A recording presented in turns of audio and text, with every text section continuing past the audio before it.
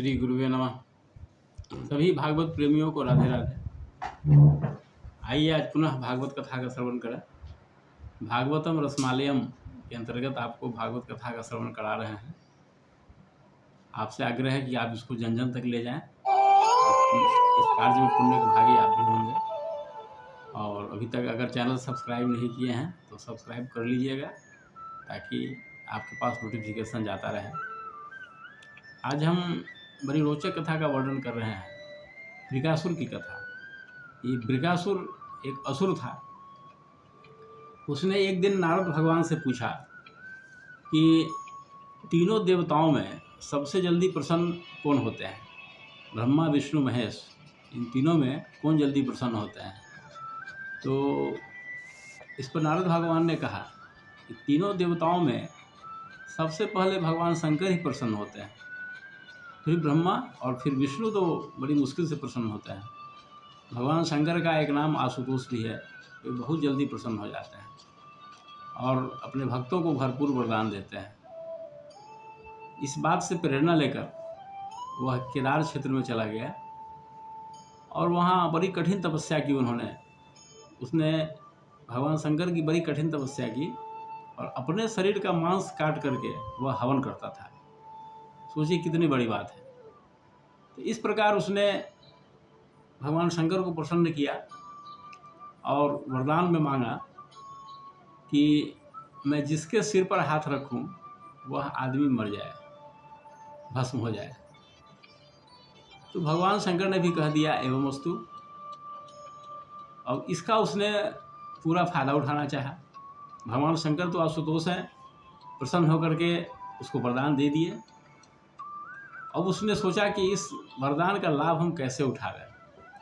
तो देखिए यही यहाँ कहा गया है कि गलत लोगों को, जो संस्कारहीन है, जिनके पास अच्छे संस्कार नहीं हैं, जो असुर प्रकृति का है, उसके पास पैसा और पावर मिलता है तो वह उसका गलत कार्य में ही उपयोग करता है। यही स्थिति थी। और आज भी जो लोग ऐसा काम करते हैं ये सब असुर की श्रेणी में कहे जाते हैं। तो उसने सोचा कि क्यों न भगवान शंकर को ही भस्म कर दिया जाए और पार्वती जी को हम उठा कर ले जाए। और देखिए कैसी उसकी नीयत हो गई। तो वह वरदान पाने के बाद भगवान शंकर के पीछे पीछे दौड़ने लगा ताकि इस वरदान की परीक्षा हम कर ले भगवान शंकर पर ही। और भगवान शंकर तो कभी गलत कह नहीं सकते हैं, तो उनको भस्म कर देंगे और पार्वती जी को उठा कर अपने पास ले रखेंगे, अपने पास ले जाएंगे। तो भगवान शंकर भागने लगे उसके डर से, क्योंकि उसने वरदान दे दिया था। अब भगवान शंकर भागते भागते बैकुंठ धाम तक चले गए, जहाँ जाने के बाद जीव कोई लौटता नहीं है। तो वहाँ भक्त भयहारी भगवान ने देखा कि शंकर जी बड़े संकट में हैं। तो जब उन्होंने देखा कि शंकर जी बड़े संकट में हैं तो उनको देखा नहीं गया। तो वे ब्रह्मचारी का वेश बनाए और बृकासुर की ओर आने लगे। रास्ते में उन्होंने बृकासुर को रोका और उनसे बड़ी मीठी मीठी बातें की। वह ब्रह्मचारी बन करके कहा कि आइए, आप तो बहुत थके हुए हैं, आइए बैठिए। और उन्होंने ऐसा रूप बनाया था कि बृकासुर पहचान नहीं पाया। तो वह भी उनकी मीठी मीठी बातों में आ गया। भगवान की बातें, भगवान की माया से कोई बचा है आज तक।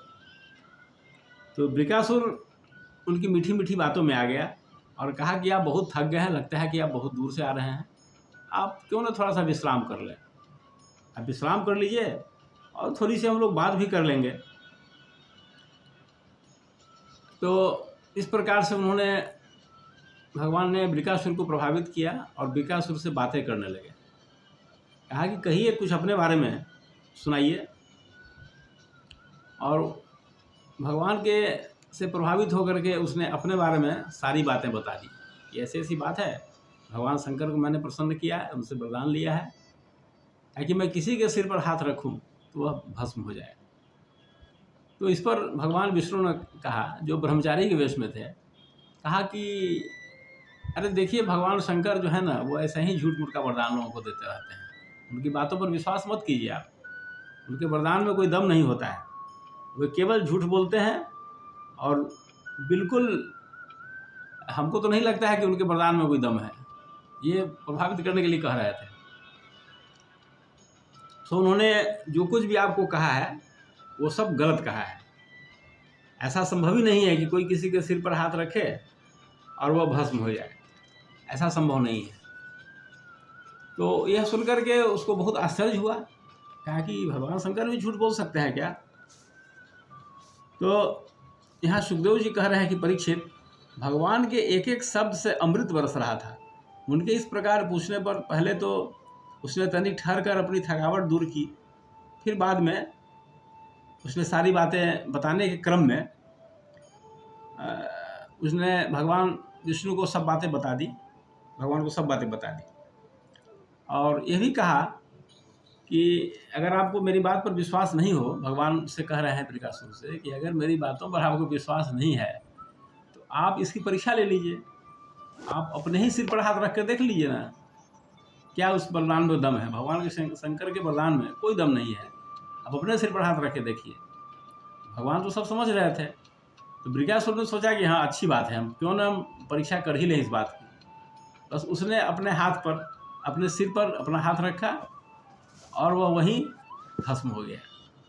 इस प्रकार से भगवान विष्णु ने शंकर भगवान की रक्षा की और इस प्रकार से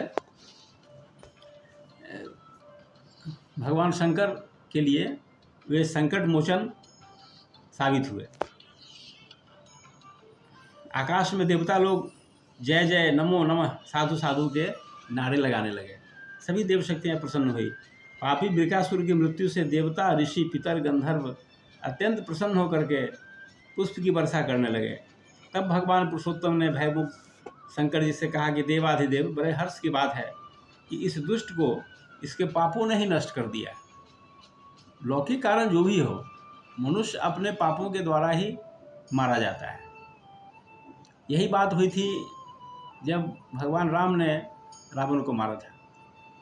तो उसने कहा कि रावण को किसने मारा? तो रावण को मैंने नहीं मारा, विश्वद्रोह रत यह खलकामी, निज अग गयऊँ कुमार गामी। अपने ही पाप से यह रावण मारा गया है। वही भगवान यहाँ कह रहे हैं शंकर भगवान को कि यह पापी अपने ही पाप के कारण मारा गया है, इसको किसी ने नहीं मारा, इसके अपने पाप ने इसको मार दिया है। तो शंकर जी से कहा कि पापों ने ही नष्ट कर दिया है। परमेश्वर, भला ऐसा कौन प्राणी है जो महापुरुषों का अपराध करके कुशल से रह सके? फिर स्वयं जगत गुरु विश्वेश्वर, आपका अपराध करके तो कोई सकुशल रह ही कैसे सकता है? इस प्रकार भगवान शंकर के लिए भगवान विष्णु जो हैं वो संकट मोचन साबित हुए और भगवान अनंत शक्तियों के समुद्र हैं। उनकी एक एक शक्ति मन और वाणी की सीमा से परे है। वे प्रकृति से अतीत स्वयं परमात्मा हैं। उनकी शंकर जी को संकट से छुड़ाने की यह लीला जो कोई कहता है या सुनता है, वह संसार के बंधनों और शत्रुओं के भय से मुक्त हो जाता है। हर कथा की अपनी अपनी विशेषता है। भागवत में जितनी भी कथाएं हैं सबके श्रवण का फल कहा गया है। जो व्यक्ति इस कथा का श्रवण करता है या कहता है वह संसार के बंधनों से मुक्त हो जाता है, शत्रुओं के भय से मुक्त हो जाता है।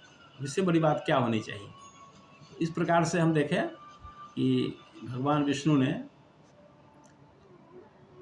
शंकर भगवान की रक्षा की, क्योंकि देवताओं पर भी, इतने बड़े बड़े देवताओं पर भी संकट आ जाता है। इतने बड़े बड़े राक्षस उस जमाने में थे। राक्षस इस जमाने में भी हैं, लेकिन उनका स्वरूप कुछ और है। इसलिए पैसा और शक्ति, पावर अयोग्य के हाथ में मिलेगा तो वह संपूर्ण धरातल को नरक बना देगा। और हम चांद सितारों की बात क्या कर रहे हैं, बसने की बात। जब धरती को ही मनुष्य ने नरक बना दिया तो चांद पर जाएंगे तो वहाँ भी वही बात करेंगे लोग। इसलिए धरती को धरती रहने दीजिए, इसी को स्वर्ग बना दीजिए। चांद पर जाने की कोई आवश्यकता नहीं है, वहाँ महल बनाने की, कॉलोनी बनाने की। आज इतना ही। ओम शांति।